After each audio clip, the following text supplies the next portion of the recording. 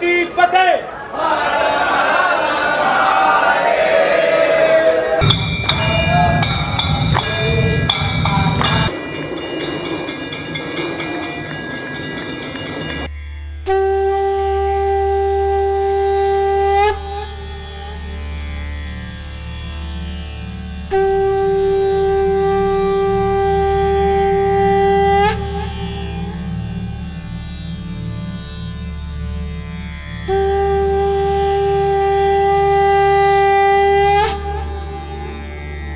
কেউ বলেন এখানে মহাদেবের বাস, কেউ বলেন এখানে একসঙ্গে বিরাজ করেন সৃষ্টি পালন আর সংহারের তিন শক্তি, আর কেউ বলেন এই মন্দিরের রহস্য আজও সম্পূর্ণ উন্মোচিত হয়নি।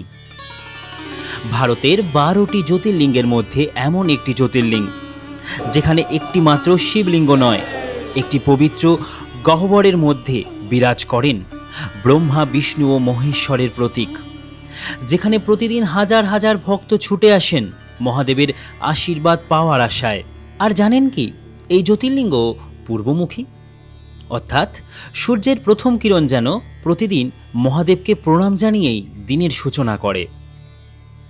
কৃষ্ণেশ্বর জ্যোতির্লিঙ্গ দর্শনের পর আজ ভোরের প্রথম আলোতেই আমরা পৌঁছে গেছি মহারাষ্ট্রের নাসিক জেলার সেই পবিত্র ভূমিতে, ত্রম্বকেশ্বর জ্যোতির্লিঙ্গে। এই মন্দিরের সবচেয়ে রহস্যময় স্থান হল গর্ভগৃহ, যেখানে ভিডিও করা সম্পূর্ণ নিষিদ্ধ। তাই বছরের পর বছর ধরে বহু মানুষ এই মন্দিরের আসল সৌন্দর্য ক্যামেরায় দেখতে পাননি। এর পেছনেও একটা গল্প আছে, কিন্তু আজকের ভিডিওটা একটু অন্যরকম। আমরা বিশেষ অনুমতি নিয়ে এসেছি যাতে আপনাদের জন্য ত্রম্বকেশ্বরের প্রতিটি গুরুত্বপূর্ণ তথ্য, ইতিহাস, দর্শনের নিয়ম, পূজার পদ্ধতি এবং এই পবিত্র স্থানের অজানা কাহিনী যতটা সম্ভব কাছ থেকে তুলে ধরতে পারি। কেন এখানে ব্রহ্মা, বিষ্ণু, মহেশ্বর একসাথে বিরাজ করেন? কেন এই জ্যোতির্লিঙ্গকে ভারতের সবচেয়ে অনন্য জ্যোতির্লিঙ্গ বলা হয়?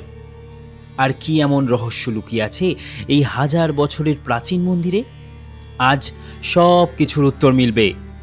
মহাদেবের আশীর্বাদ নিয়ে শুরু হচ্ছে আমাদের ত্রম্বকেশ্বর জ্যোতির্লিঙ্গ দর্শনের এই অসাধারণ যাত্রা। সবাই আমার সাথে একসাথে বলো, হর হর মহাদেব। হাই সবাইকে, গুড মর্নিং। সবাই কেমন আছো? জিরাট থেকে তোমার বন্ধু প্রীতম আরও একটা নতুন ভিডিওতে, নতুন টেস্টে। আর আমি এখন বর্তমানে আছি কৃষ্ণেশ্বর। আছি বলতে বেরিয়ে যাচ্ছি। কৃষ্ণেশ্বরে কালকে ভোরবেলা এসেছিলাম, মাত্র 15-20 মিনিটের মধ্যে দর্শন, আর তারপরে যে কতবার দর্শন করেছি আমি আর সৌম্য তা অগুন্তি।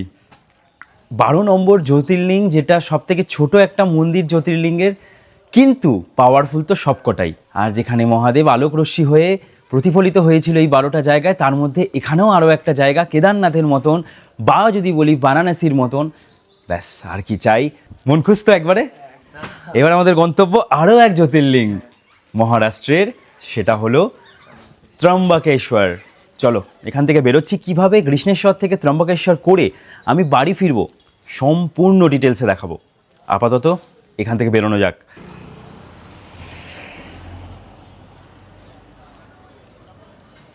আমরা এখন অটোতে উঠে পড়েছি। এই যে মন্দিরের গেট, একদম মন্দিরের গেটের পাশ থেকে আমরা অটোতে উঠে পড়েছি। এখন এখান থেকে আমরা সোজা যাব হচ্ছে bus stand, Aurangabad bus stand. আর ওখান থেকে বাসে করে আমরা চলে যাব কোথায়?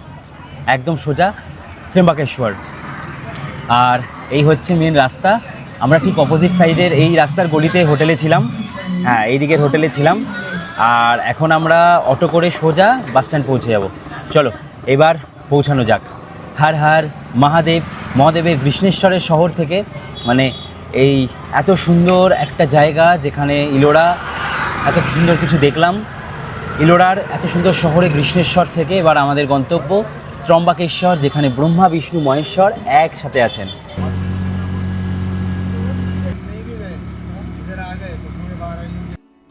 তোমাদের হাতে যদি একটা দিন বেশি থাকে, অথবা যারা শীতকালের সময় আসছো, তারা এই দৌলতাবাদ ফোর্ট ঘুরে যেতে পারো, যেটা এই রাস্তাতেই পড়ে।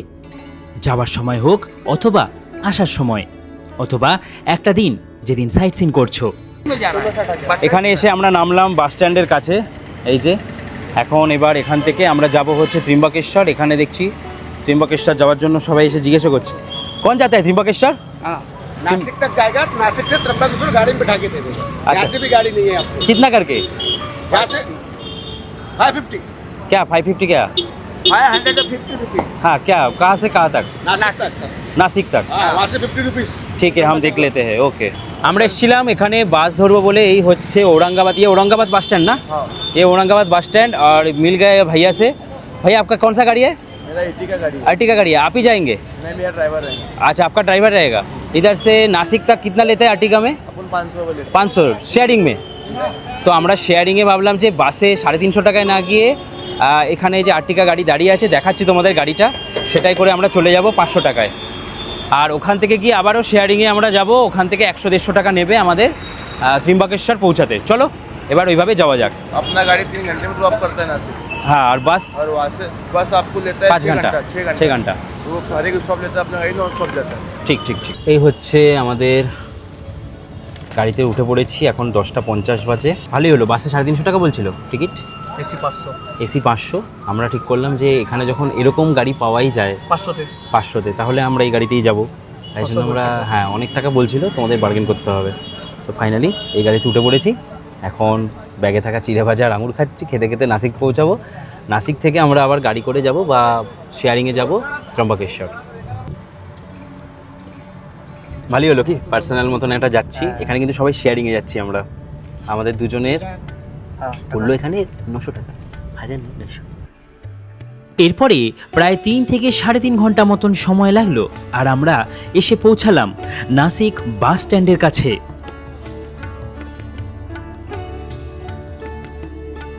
আমাদের গাড়ি এসে এই যে নামালো। এই হচ্ছে বাস স্ট্যান্ড ত্রম্বকেশ্বর যাওয়ার জন্য। এই বাস স্ট্যান্ড থেকে নাকি ত্রম্বকেশ্বর যাওয়ার বাস পাওয়া যায়। এবার বাসে উঠি, এখান থেকে 1 ঘন্টার রাস্তা, দেখি কোন বাসটা যাবে। এই হচ্ছে বাস স্ট্যান্ড নাসিকের। এখান থেকে আমরা বাসে চাপলাম, ত্রম্বকেশ্বরের জন্য বাস ছেড়ে দিল। এখান থেকে নাকি 1 ঘন্টা মতন সময় লাগবে। টিকিট কত টাকা আমি এখনও জানি না। নর্মাল নন এসি বাসেই চেপেছি, এখান থেকে এসি বাসও আছে। আমাদের টিকিট নিল হচ্ছে দুজনের 102 টাকা। দারুণ ব্যাপার। এখান থেকে 51 টাকায় আমরা পৌঁছে যাচ্ছি মন্দিরে। বাসেও নিচ্ছে 51 টাকা, আলাদাই। কীরকম বাস ভাড়াটা 50 টাকাই করতে পারতো, মানে 60 টাকা করতে পারতো, 51 টাকা আলাদাই, মানে দক্ষিণার মতন সুন্দর।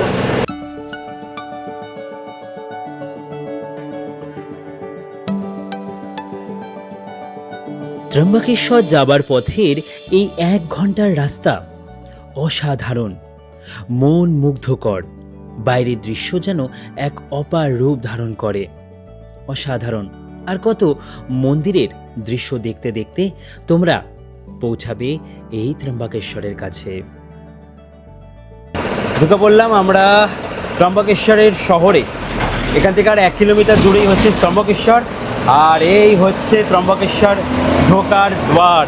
দেখো একবার, এখান থেকে আমরা ঢুকবো। তবে আমরা এখন এই যে ত্রম্বকেশ্বরে তোমাদের ওয়েলকাম। দারুণ।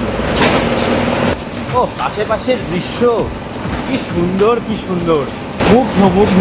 কালকে মহাদেবের দর্শন করে আজকে ত্রম্বকেশ্বর এসেছি। আমার মনে একটা আলাদাই উৎফুল্ল কাজ করছে, যেখানে আমি কালকে মনে হয় বাবাকে 8-9 বার 10 বার মনে হয় ছুঁয়েছি। যতবার ঢুকেছি ততবার ছুঁয়েছি, 8-9 বার করে মনে হয় ঢুকেছি ভেতরে। ও না, মনে নামাবে না। চলে এসেছি আমরা ত্রম্বকেশ্বর। আর এই হচ্ছে ত্রম্বকেশ্বরের বাস স্টপ। এই যে বাস স্টপে এসে নামলাম, মানে পৌঁছালাম।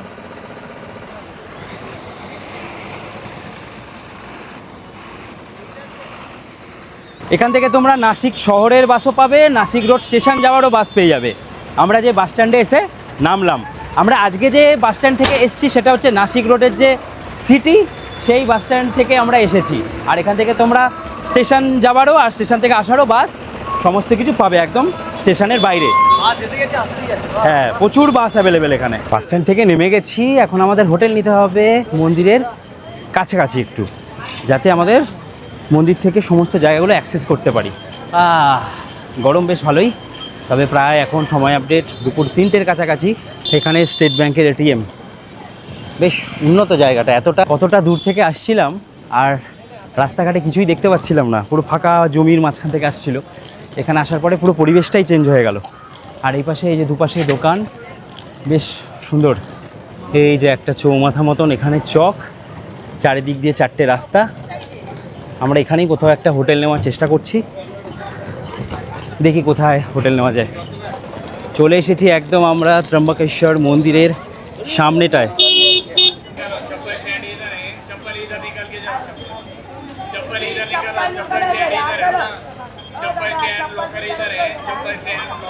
এই যে মন্দির, আর এই হচ্ছে আমাদের গীতাই লজ। এই লজে আমরা থাকবো, দেখাচ্ছি রুমটা। আর এখানে অনেক হোটেলও আছে যেগুলো 1200-1300 টাকা করে প্রাইস। আমরা ভাবলাম যে একটু বাজেটের মধ্যে থাকবো, জানো যে আমি বাজেট ট্যুর করতে বেশি পছন্দ করি, কখনো কখনো একটু এক্সপেন্সিভও হয়ে যায়, তবে এসছি দুজন, তাই জন্য আমরা এখানে বাজেট ট্যুর করব। এই যে আপাতত আমাদের চেক ইন পর্ব চলছে।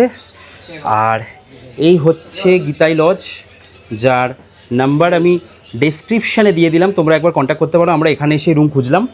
চলো আপাতত রুমে যাই, ফ্রেশ হই, তারপরে মন্দিরে যাব ভাবছি পুজো দিতে। দেখালাম মন্দিরের কাছে একদম রুম পেয়ে গেছি। দেখো, মন্দির দর্শন করতে এসেছি, একটা রাত কাটাতে হবে, তার জন্য হ্যাঁ একটু ভালো রুম দরকার। ভালো রুমই পেয়েছি, যেটা আমি 3-4টে হোটেল ঘুরে ঘুরে ফাইনালি পেয়েছি। এই হচ্ছে রুম। কিছুটা টিভির কথা আমি বাদ দিলাম, টিভিতে তো যাবোই না, টিভি দেখার টাইম নেই। এখানে সুন্দর বড় একটা বেড আছে, রুমগুলোতে এসি আছে, যদি মনে হয় এসি নেবার এসি নিতে পারো। গরম এবার মার্চ মাসে খুব একটা পাচ্ছি না, তাই জন্য আমার অসুবিধা হয়নি।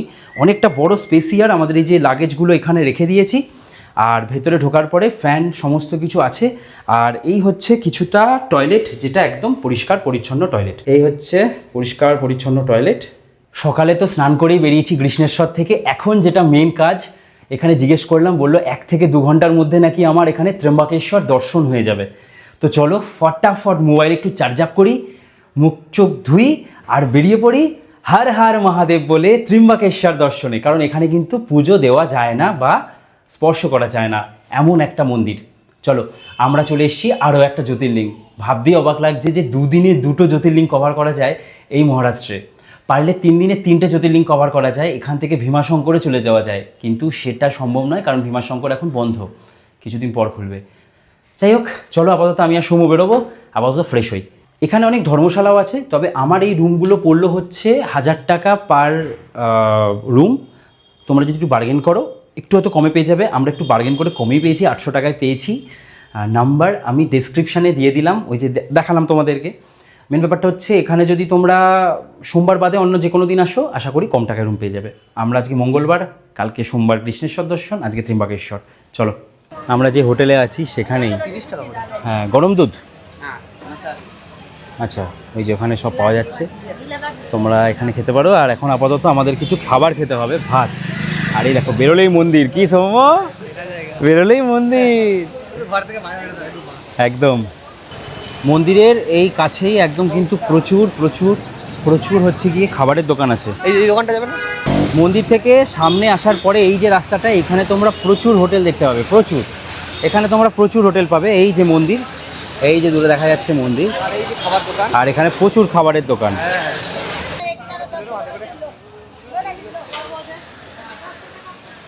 এখানে 100 টাকা করে থালি, আন্ধ্রা থালি বলে লেখা আছে একদম। এই যে মন্দির, তার ঠিক এখানে সমু খাবে থালি, আর আমি খাবো হচ্ছে ভেজ বিরিয়ানি। এখানে অপশানে শুধু আন্ধ্রা থালি আছে, আর কোনো থালি নেই। এটা একটা বড় প্রবলেম। আমাদের মতন তো সব জায়গায় গিয়ে বেঙ্গলি থালি পাওয়া যাবে না, তো কিছু করার নেই। আপাতত এই খেতে বসেছি। এই হচ্ছে কিছুটা রেস্টুরেন্ট, এই হচ্ছে কিছুটা এখানকার মেনু। থালি ভালো, টেস্টি না? আমি টেস্ট করলাম, দারুণ। 100 টাকা ভালো, 100 টাকায় বেশ ভালো। অনেক কিছু দিচ্ছে, ভাত, রুটি, পাঁপড়, আচার, তরকারি, ডাল, হ্যাঁ। তড়কা। আমি নিয়েছি এখানকার ভেজ বিরিয়ানি।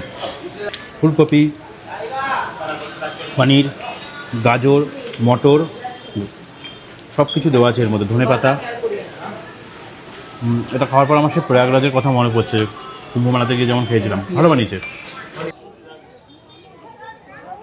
আমরা খাওয়া দাওয়া করে বেরোলাম, এখন ভাবছি একটু মিষ্টি মুখ করবো। হয়ে যাক মিষ্টি মুখ। চলো এই সামনেটায় গিয়ে আমরা মিষ্টি মুখ করে তারপরে যাব দর্শন করতে। খাওয়া দাওয়া করে দর্শন করলে এখানে কোনো অসুবিধা নেই, কারণ এখানে তো কেউ আর আমরা স্পর্শ দর্শন বা ছুঁয়ে পুজো তো দিচ্ছি না।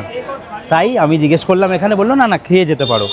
এখানে আরও একটা জিনিস দেখলে, থালিতে কিন্তু এখানে ভেজ থালি কিন্তু থাকবে পেঁয়াজ।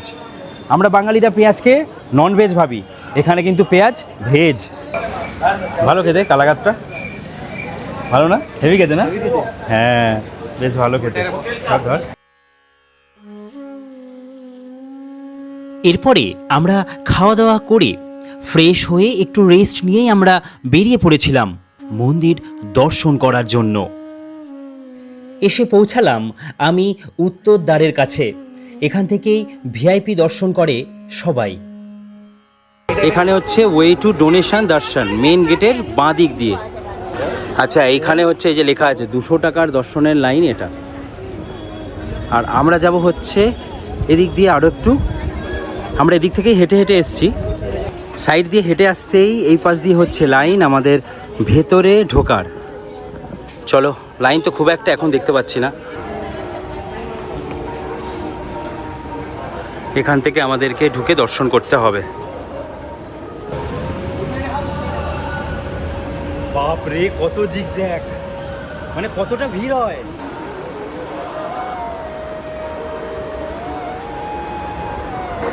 জেনারেল লাইন বেশ অনেকটা।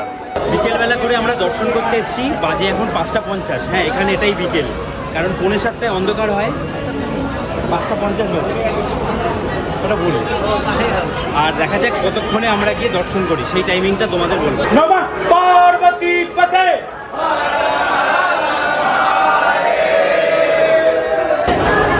বিকেলবেলা করে আসলে সোমবার ছাড়া অন্য দিনগুলোতে অনেক তাড়াতাড়ি মনে হয় দর্শন হয়ে যায়। কোথায় চলে এসেছি? একদম এই যে দেখা যাচ্ছে গর্ভগৃহ, আর একদম এখানে চলে এসেছি আমরা।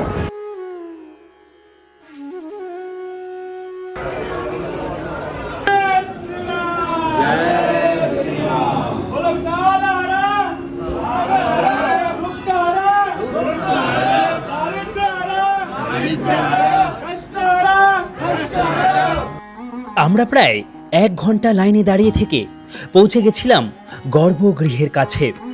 এখানে জানো স্পর্শ দর্শন করা যায় না, শুধুমাত্রই দর্শন করে আমাদের বেরিয়ে আসতে হবে।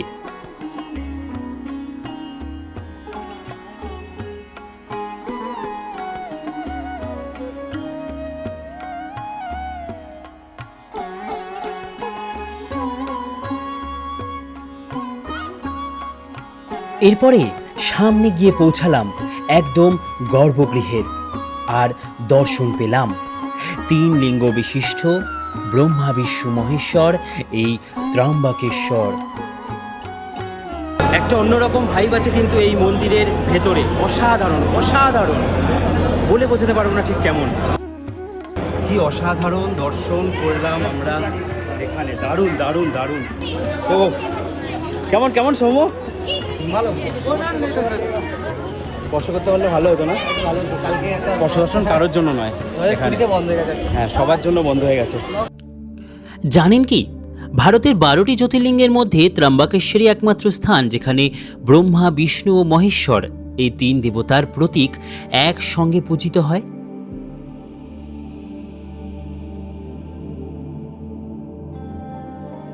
এই যে দেখছো লিঙ্গটা একদম নিচে, এইটির ভেতরেই আছে 3টে আরও লিঙ্গ, যেখানে আছে ব্রহ্মা বিষ্ণু মহেশ্বর। ঠিক এখানেই এইভাবে হাত ঝুঁকিয়ে স্পর্শ করে ব্রহ্মা বিষ্ণু মহেশ্বরকে এইভাবে স্পর্শ করে পুজো দিতে হয়। তো এই হচ্ছে কিন্তু কিছুটা এখানের যে লিঙ্গ, সেটা এখন এখানে কাজ চলছে, তাই জন্য দেখো চারিদিক বন্ধ করা। এটা সব সময়ের জন্যই খোলা থাকে, কিন্তু এখন এই যে মন্দিরে রক্ষণাবেক্ষণের কাজ চলছে বলে এই জায়গাটাকে বন্ধ করে রেখেছে। পুরাণ অনুযায়ী এই অঞ্চলে একসময় ঋষি গৌতম ও তার পত্নী অহল্যা কঠোর তপস্যা করতেন। ভয়াবহ খরার সময়ও তাদের আশ্রমে কখনো অন্ন ও জলের অভাব হয়নি। এতে অন্য কিছু ঋষির মনে ঈর্ষা জন্মায়। তারা একটি কৌশল করে, একটি দুর্বল গরুকে গৌতম ঋষির ক্ষেতের মধ্যে পাঠান। গরুটিকে সরানোর চেষ্টা করতে গিয়ে সেটি মারা যায়, যদিও ঘটনাটি ছিল একটি ষড়যন্ত্র। তবুও গৌতম ঋষি গভীর অনুশোচনায় ভুগতে থাকেন এবং এই পাপ থেকে মুক্তির জন্য মহাদেবের আরাধনা শুরু করেন। বহু বছরের কঠোর তপস্যায় সন্তুষ্ট হয়ে মহাদেব তার সামনে আবির্ভূত হন। গৌতম ঋষির অনুরোধে তিনি দেবী গঙ্গাকে পৃথিবীতে অবতীর্ণ হতে বলেন। সেই গঙ্গাই এখানে গোদাবরী নদী রূপে প্রভাবিত হয়, যার উৎস হিসাবে এই অঞ্চলে পবিত্র মনে করা হয়। এরপর মহাদেব ভক্তদের কল্যাণের জন্য এখানে জ্যোতির্লিঙ্গ রূপে অধিষ্ঠিত হন। এই জ্যোতির্লিঙ্গের সবচেয়ে বড় বিশেষত্ব হল এটি সাধারণ শিবলিঙ্গের মতন নয়। একটি পবিত্র গহ্বরের মধ্যে 3টি ক্ষুদ্র প্রতীক রয়েছে, যা ব্রহ্মা, বিষ্ণু ও মহেশ্বরকে নির্দেশ করে। সৃষ্টি, পালন ও সংহার এই 3 মহাজাতিক শক্তির ঐক্যের প্রতীক হিসেবে ত্র্যম্বকেশ্বরকে পুজো করা হয়। ত্র্যম্বক শব্দের অর্থ 3 নয়ন বিশিষ্ট, যা মূলত মহাদেবের একটি নাম। পরবর্তী ধর্মীয় ব্যাখ্যা এখানে 3 দেবতার প্রতীকও বিশেষ গুরুত্ব পেয়েছে। তাই এই মন্দিরে শিবই প্রধান দেবতা, কিন্তু গর্ভগৃহের পবিত্র প্রতীকের মাধ্যমে ব্রহ্মা, বিষ্ণু ও মহেশ্বরের সম্মিলিত উপস্থিতির বিশ্বাস প্রচলিত রয়েছে। বর্তমান মন্দিরটি 1800 শতকে মারাঠা শাসক নানা সাহেব পেশোয়ারের পৃষ্ঠপোষকতায় কালো ব্যাসল্ট পাথরে নির্মিত হয়েছিল। সূক্ষ্ম কারুকাজ, বিশাল স্থাপত্য এবং আধ্যাত্মিক পরিবেশ আজও লক্ষ লক্ষ ভক্তকে আকর্ষণ করে। আর সেই কারণেই ত্র্যম্বকেশ্বর শুধুমাত্র একটি শিব মন্দির নয়, বরং সৃষ্টি, পালন ও সংহারের চিরন্তন ঐক্যের এক অনন্য প্রতীক।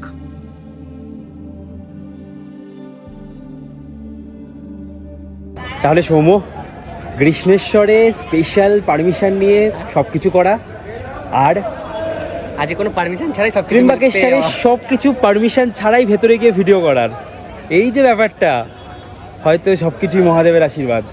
হ্যাঁ, পারমিশন তো উনিই দিচ্ছে, থোড়ি আমরা নিচ্ছি। তাও আবার লাস্টের শয়ন আরতি দেখে আমরা বাবার যে মূর্তিটা বাবাকে শয়নে দেওয়া হয়, আমরা সেটা পর্যন্ত দেখলাম। এটা অবিশ্বাস্য ছিল আমার কাছে। আমি জানতামই না যে এরকম একটা ব্যাপার হয় শয়ন আরতির সময়। আমি তো এরকম ভিডিও দেখিনি এখনো কোনো রিলস বা কিছুতে। আজ প্রথম দেখলাম। একটা আলাদা গায়ে কাটা দিচ্ছিল আমার। তার উপরে আবার যেখানে হাবান হচ্ছিল, আরো মানে কি বলে, যজ্ঞ হচ্ছিল, যেটা প্রতিদিন রাতে হয়, সেখানেও আমরা সাক্ষী। ওখানে সবাই ঢুকতেই পারে না ওই ব্যারিকেডের মধ্যে, সেখানেও আমরা। যাই হোক, সব কিছুই যেন বাবাই দরজা খুলে দিয়েছে। ওখানে দরজাটা কিন্তু বাবাই খুলে দিল, বললো যে যাও তোমরা গিয়ে দর্শন করো। সেটাই মনে হচ্ছিল। যাই হোক, ত্র্যম্বকেশ্বর এরকম দর্শন করবো সিরিয়াসলি ভাবিনি। কোনো স্পেশাল পারমিশন নেই, কিচ্ছু জানা নেই। আমরা এসেছি তো অনেক, 6টা থেকে এসে যেই শুনেছি 5:50 লাইনে দাঁড়িয়েছিলাম, এখনো রয়েছি আমরা। আরতি দেখবো বলে আমরা চেষ্টা চালিয়ে গেছি যে আমরা যেভাবে হোক আরতি দেখবো একদম সামনে থেকে। আর সেই চেষ্টা যে কিভাবে হলো, ও আলাদাই। যখন দেখছিলাম তখন আমার এটাই মনে হচ্ছিল, মানে বিশাল বিশাল বিশাল, মানে কি মনে হচ্ছিল আমি বোঝাতে পারবো না, যে এর ভাষা নেই। যারা আসবে 9টা অবধি চেষ্টা করো থাকার, এটাই বলবো। আর 9টার সময় আরতিটা হয়। হার মহাদেব না চাইলে তো এটাও পসিবল না। সত্যি 9টা পর্যন্ত এই যে থাকার ব্যাপারটা, এই জন্যই আমরা থেকেছিলাম। যাই হোক, এবার চলো এখান থেকে বেরোবো, রাতের খাওয়া দাওয়া করে ঘুমাতে হবে। কালকে সকালবেলা যাবো আমরা কোথায়? গোদাবরী নদীর উৎপত্তি স্থলে ট্রেক করতে করতে। চলো, ট্রেক মানে আমরা, একদম মহাদেব মানে আমরা, একদম। এরপরে রাতের খাওয়া দাওয়া সেরে আবারও ভোর বেলায় চলে যাই দর্শন করার জন্য। মাত্র 30টা মিনিটেই পৌঁছে গেছিলাম গর্ভগৃহ দর্শন করতে।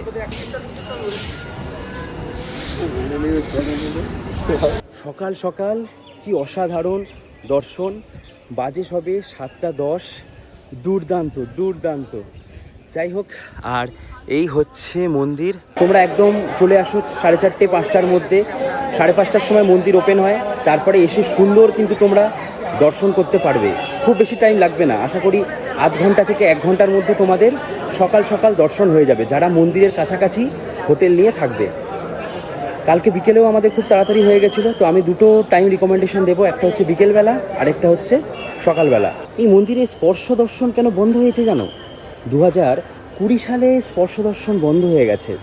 তার একটাই কারণ, এখানের যে জ্যোতির্লিঙ্গ আছে, এই জ্যোতির্লিঙ্গ একমাত্র স্পর্শ করা যেত, সেটা পুরুষরা স্পর্শ করতে পারত, মহিলাদের জন্য কখনোই স্পর্শ করার জন্য ছিল না। তো কী হয়েছিল 2020 সালে যখন পুরুষরা স্পর্শ করছিল, ওই সময় এক মহিলা এক সন্ন্যাসীর সাথে, সন্ন্যাসীদের একটা লাইন ছাড়া হয়, সেই সন্ন্যাসীদের সাথে এক মহিলাও ভেতরে প্রবেশ করে তিনি গিয়ে হঠাৎ এখানে এইভাবে 3 আঙুলে স্পর্শ করতে হয় ব্রহ্মা বিষ্ণু মহেশ্বরকে একসাথে। তো উনি গিয়ে কীভাবে স্পর্শ করেন, ওই 3 আঙুলে উনি যেহেতু জানতেন, 3 আঙুলে গিয়ে উনি স্পর্শ করেন। আর তারপরেই ঘটে যায় সেই বিপদ। একটা মানুষের জন্য আজ হাজারে হাজারে কোটিতে মানুষ এসে এখানে পুণ্যার্থীরা দর্শন তো পায়, কিন্তু স্পর্শ করার সুযোগ সেই যে 6 বছর হয়েছে সেটা এখনও কাটেনি। এই হচ্ছে কিছুটা ইতিহাস, যেটা 2020 সালে ঘটে গেছিল। ব্যাস, আর কি, মানে ওই মহিলা যখন স্পর্শ করেন, ওখানে থাকা পুরোহিত বা আরও যারা ছিলেন ওনারা দেখার সাথে সাথেই আর কি, মানে একটা অশুভ কাজ হয়ে গেছে। হয়তো তার প্রায়শ্চিত্ত করছে এই ত্রম্বকেশ্বর মন্দির। এই গল্পটা কিন্তু অনেকে বলে না, যেটা আমি এখানের পুরোহিতের কাছ থেকেই জানতে পারলাম। চলো এবার এখান থেকে বেরিয়ে যাচ্ছি। দারুণ কিন্তু সব কিছু দেখলাম। আজকের মতন এই ভিডিওটাকে এখানেই শেষ করি। আমি এরপরেই চলে গেছিলাম এখানকার কিছু পায়ে হেঁটে ঘুরে দেখার জায়গাগুলো দেখতে, আর তারপরে আমরা খাওয়া দাওয়া করে বেরিয়ে পড়েছিলাম গোদাবরী নদীর উৎসস্থলের পথে। যারা শীতকালে আসছো তাদের জন্য এই জায়গাগুলো খুব সুন্দর হতে চলেছে। যাই হোক, দেখা হচ্ছে তোমাদের সাথে পরবর্তী পর্বে সেই সমস্ত জায়গাগুলো নিয়ে। তোমরা ভালো থাকো, খুব ভালো থাকো, আরও ভালো থাকো। সবাই একসাথে বলো হর হর মহাদেব।